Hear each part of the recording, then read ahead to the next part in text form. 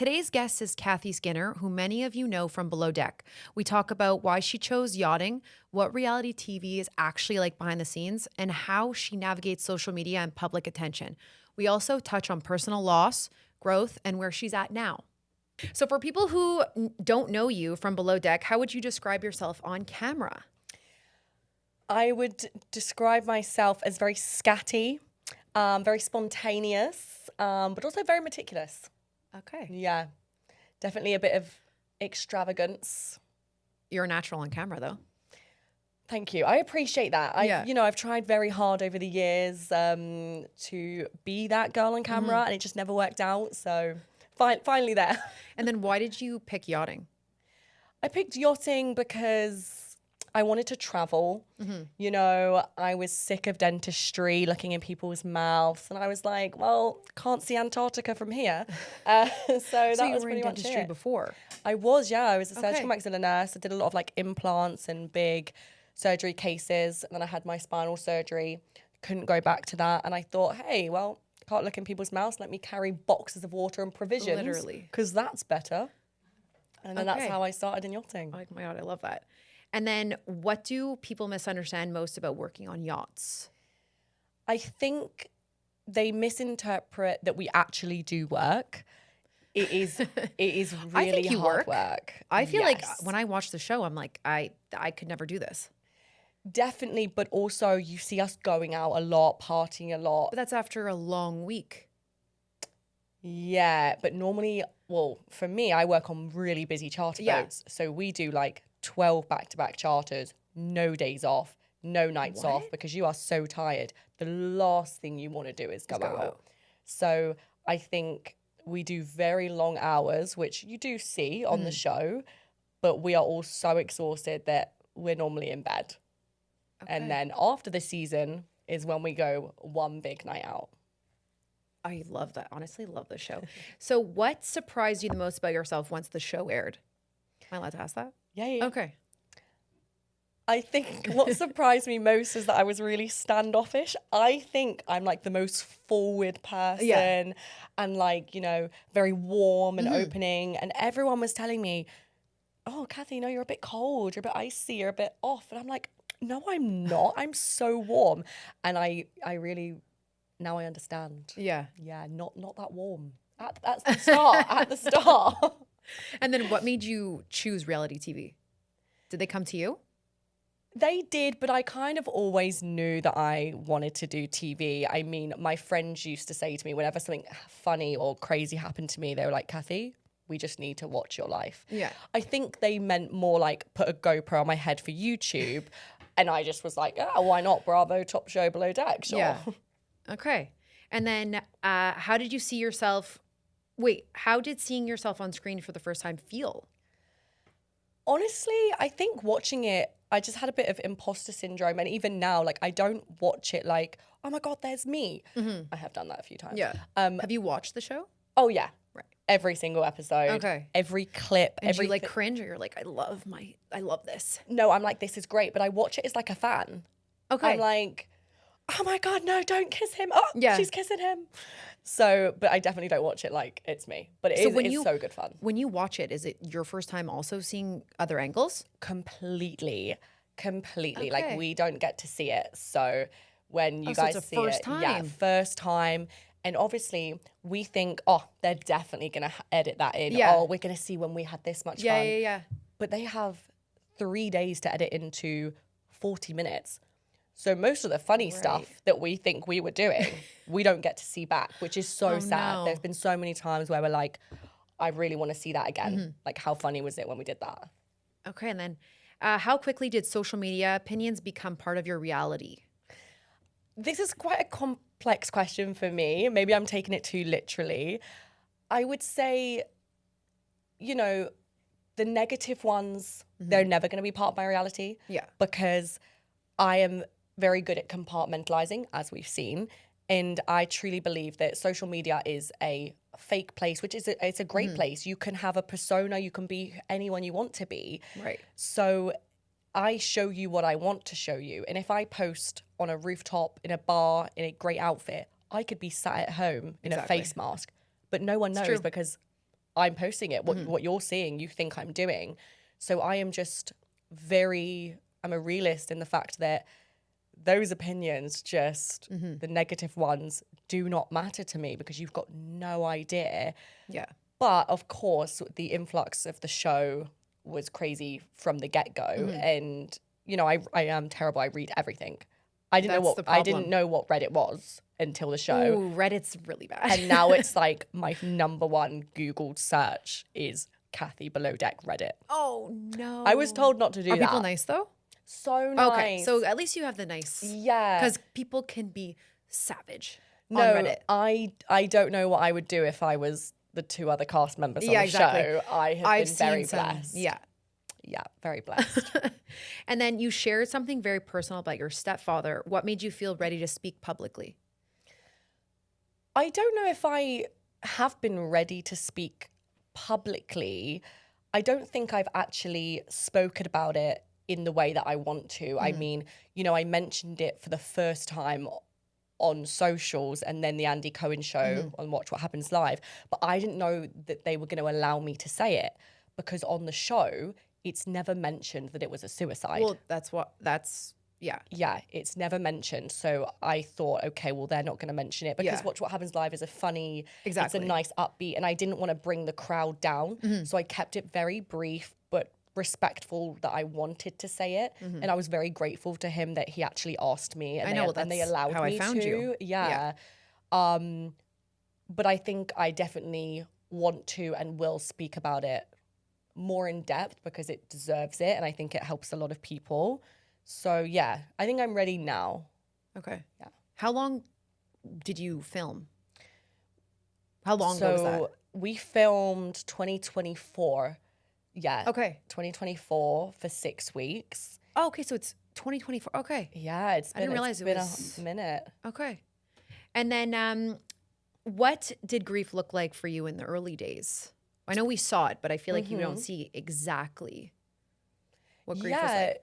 Definitely. And I have to thank production. I told them profusely, do not make this my pity party. If you show me crying all the time, I'm going to be so mad. And they didn't. They really respected me. I mean, they had to. Otherwise, the whole show would have just been me crying. I think what grief looked like for me was just keeping busy. It was the absolutely only thing I could do. Just keep going. Just be like a robot. Keep working. But it really was like staying up till 3 a.m. every night, just on the bow, Crying. just in tears. What else can you do? Exactly. And then what actually helped you get through it? I 100% will just always be so thankful to the show, the production, the cast. They are the only reason that I got through it. And I think I chose the right decision to stay because I was in the right place. I live in London alone. So I would have gone home. I'd have just been alone. And I don't think what you said in the show. Yeah, I don't think that would have been good for me at all. My mum and I are so alike that we're so explosive in that would have been hell. So two very emotional, crazy people in a room wouldn't have helped anyone. So I would have been in London, calmed down, but then I would have just spent so long on my own. So just carrying on, keeping busy. The crew were just amazing, especially the production, always checking in on me, doing the mental health checks with the doctor and staff. So they did? Yeah, no, absolutely. And still to this day. Still Really? now, they check on us. Everyone has their mandatory checks in. But they've Even after you film? That's correct. Yeah, we have our mandatory check-ins. Yeah. And then they actually also have provided extra support for me, which has been, really, amazing. really grateful. Okay. And then how do you navigate grief while being visible? Okay, let's try that again. How do you navigate grief while being visible and receiving public commentary? I feel like everyone's nice, but you have some, Yeah, it's been strange, and I don't think that I've dealt with it the best.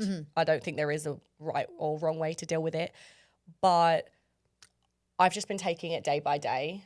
I've been reading everyone's messages, and they have been very comforting, but also it is overwhelming because I don't want people to watch me and be like, oh, this is what I'm meant to be doing. This is how strong I'm meant to be being, because that's that's not right. You grieve how you want. For me, it's just been compartmentalizing. I truly said to myself, I'm not going to grieve until the show ends.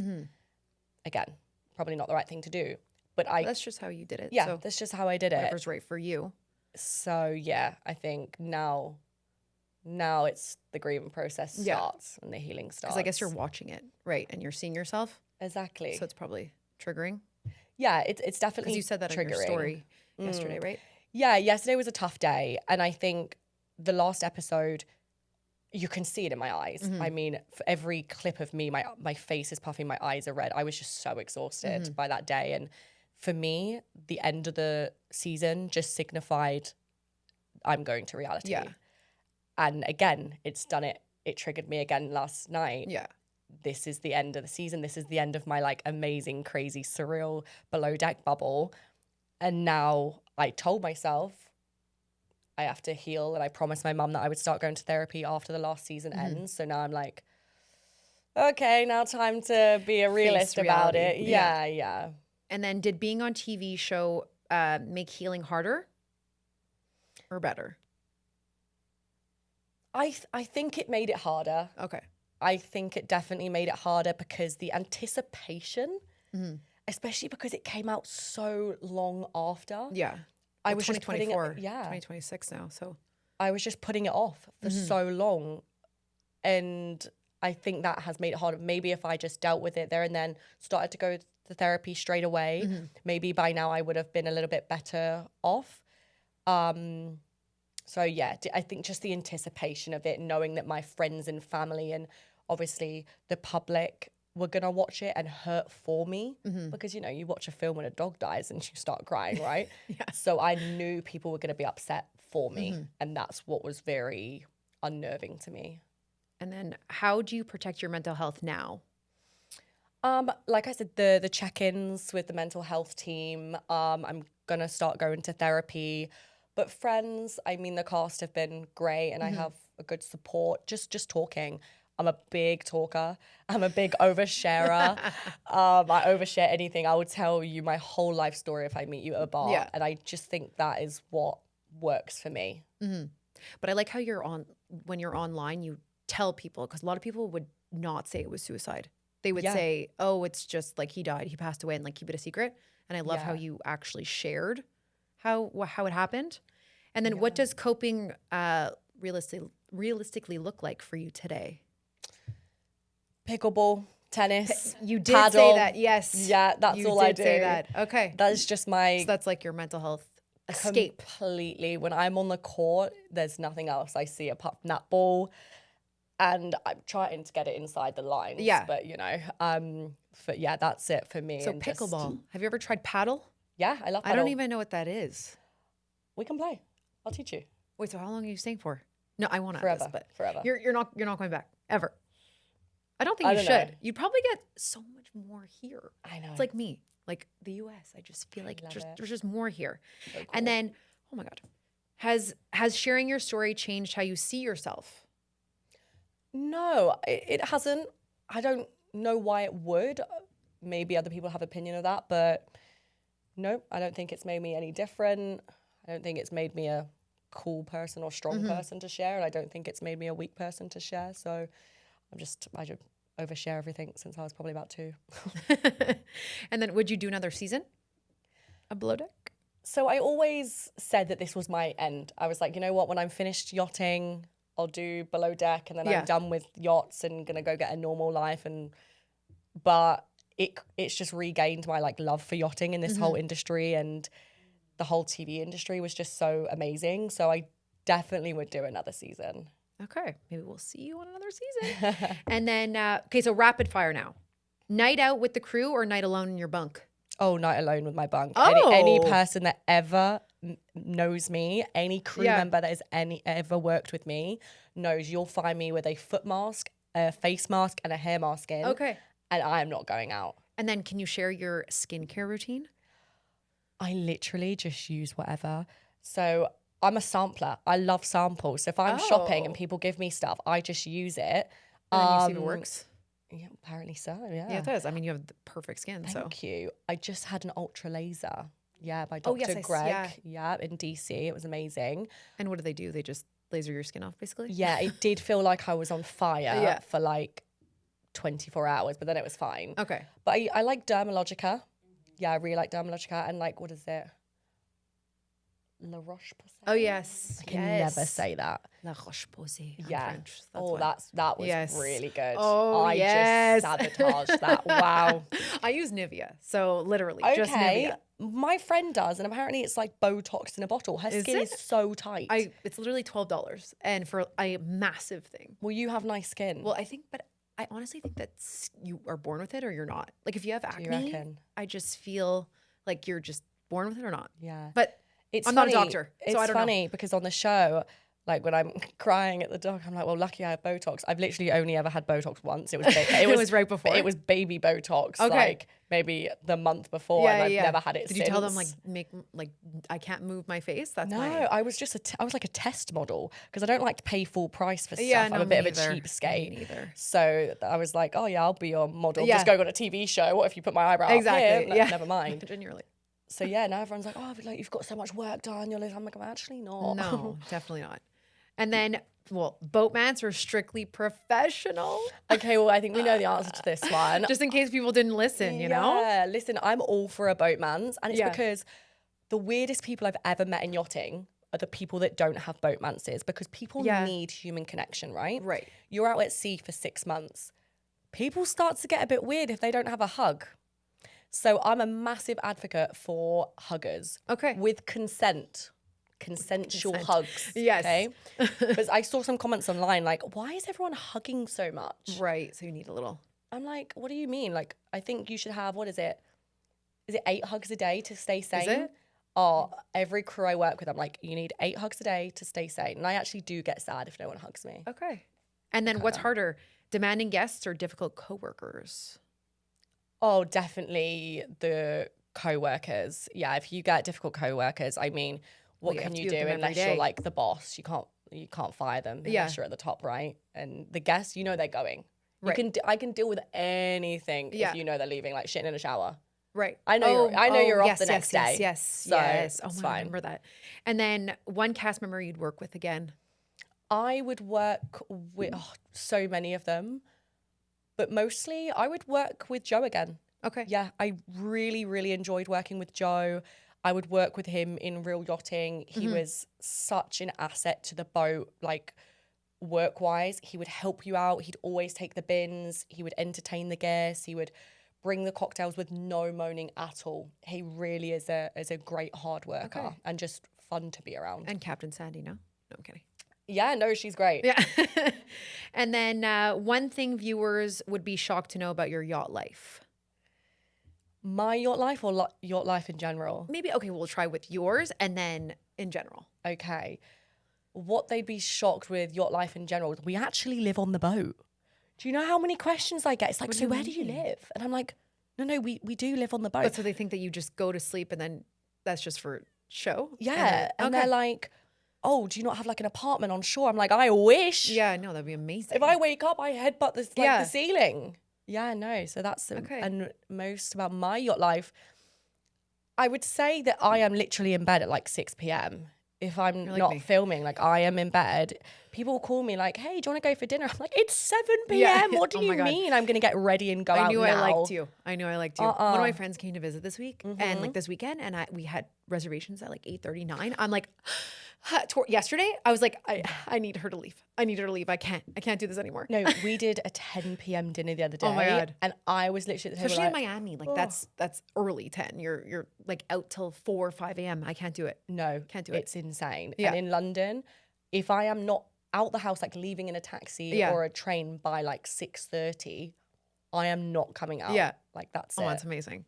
And then go back on below deck for, no, let's not ask that. That's just dumb. Okay. So, go to coffee order. That's not in the questions, but I'm just trying to be really crazy right now. I actually don't drink coffee. I know. What's in that? Well, I know. So I normally get the one without coffee, but I forgot to tell you. Sorry. No, that's okay. I'm just going to be Ooh. absolutely crazy today. Oh no, I got her the caramel frappuccino, like something with it on it. It's like crack. Yeah. No, this is like crack. So I literally first had this in LA. We don't sell it in the UK. Yeah. Something to probably the sugar tax Yeah, or something for like sure, that. the sugar. That thing has a million calories. They're like, in. do you want this stuff on top? I'm like, yeah, just give it to she me. for all. sure wants that. Yeah, which is crazy because people are like, how do you work so much and not drink coffee? And I'm like, Yeah. I literally don't know. I really Well, a lot of don't people when they know. drink coffee, they go up and then they go down. So I guess if you're just coasting, it's better. Yeah, that's then you don't get that probably crash. true. But yeah, whatever this caramel supreme you're gonna- crunch crack be up all drink night? is. But it's early, so Maybe. it's fine. Yeah. What else should I ask you? What else do you want people to know?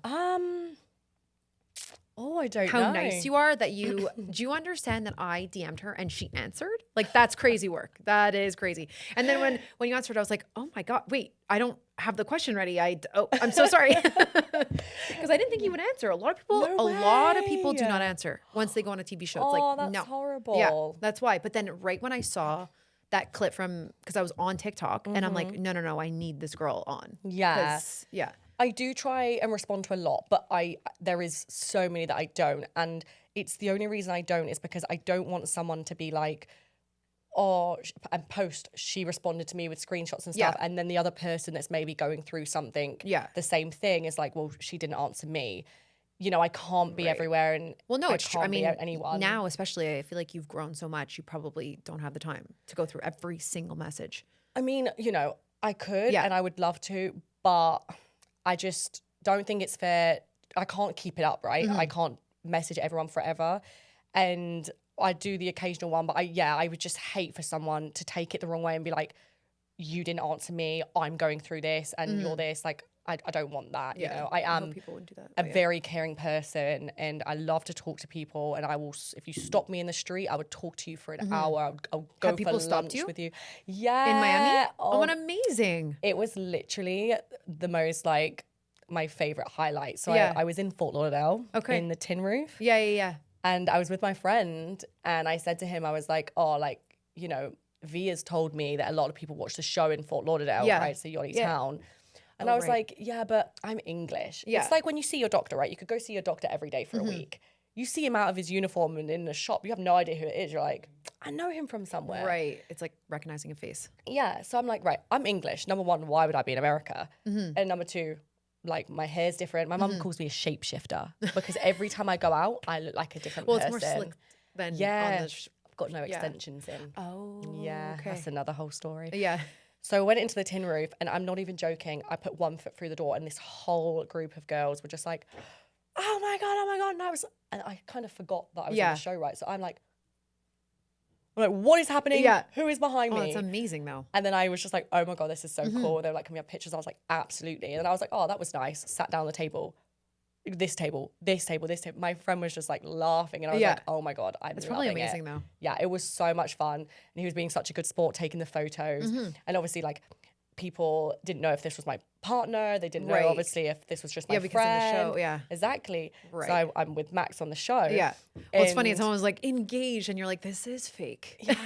But then they're coming up to him like, you're so much better than Max. Oh my God. It was oh so my God, I can't. funny. People They are were like, so funny. They were like, oh, you're so much more handsome. And I was like, oh, that is so rude. But yeah, that's so rude.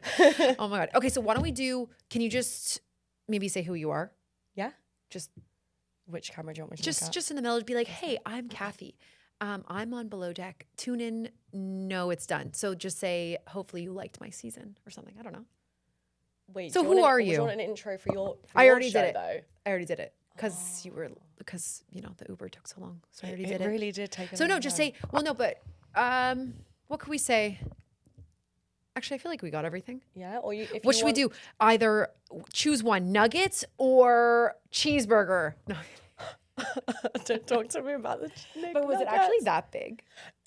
It was massive. Okay, so it wasn't like just fake for the cat. Like it was actually. Well, one of my friends cried over pizza once because she didn't get the pizza and I ate it. So I was like, oh my God, No, I love this. Seriously, like if I remembered that there was cameras, I would have been a bit more calm. Yeah. I just completely forgot, and I was pretty drunk, right? So, and I had been talking to Max for a good half an hour. Yeah. You know, he was saying a lot, but I like remember that, nothing at all. So it's like half an hour. He's like dragging it on. I haven't eaten since the morning because we went to a restaurant that only sold paella. And I don't eat paella because do I want to finger my food and de-shell it? No, I don't. No. So I didn't eat. Oh, so you were a little drunk. I was drunk. I was hungry, and I really get hangry. Like I do. It's a thing.